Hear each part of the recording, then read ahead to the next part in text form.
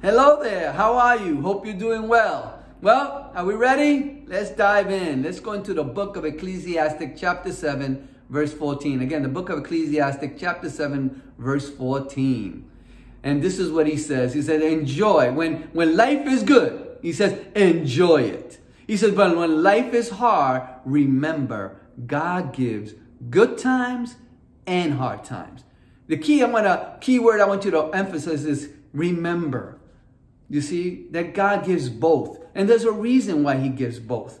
And so often we let the enemy rob us from the joy we get from the good, because we're already anticipating the bad. And we need to look at it through God's eyes. See what he's trying to do when he blends both good and bad. He doesn't want us to predict the future and to try to count on our own human wisdom and strength, folks. He wants us to depend on him. So often we take credit for the good, when we know that we shouldn't even take credit. He provides and supplies all our needs. He blesses us. He provides these things. But here it is. I can't tell you how many times a day that I have to remind myself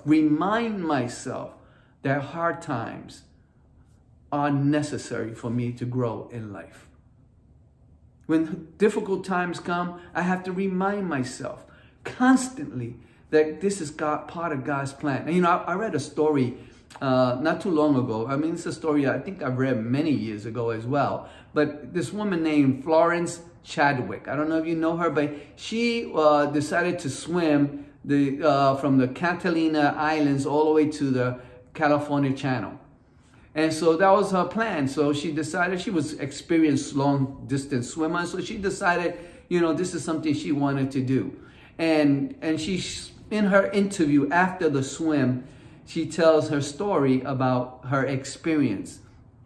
And she said the water was, again, it was numbing cold. The fog was so thick that she couldn't even see her trainer on the boat. She said that when she was swimming that cold water, it was so thick.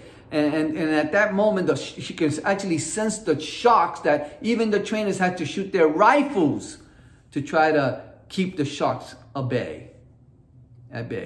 And so, but she says, when she was there, she said she swam for 15 hours. Can you imagine that? But after that, she told the trainers, take me out of the water. And she didn't realize that she was only half a mile away from attaining her goal. But she said it wasn't the cold water or the sharks or anything like that caused her to, or even the exhaustion caused her to stop. She said it was the fog. And sometimes we get so caught up on our problems that we lose sight of God's promises and who God is and what God intends to do with us when we can trust in him. So don't lose focus, folks. Trust in God. Trust in what he has started in your life, because he's going to finish it. He is faithful that way. Remember, God is good all the time, and all the time, God is good. God bless you. Have a wonderful day. Take care.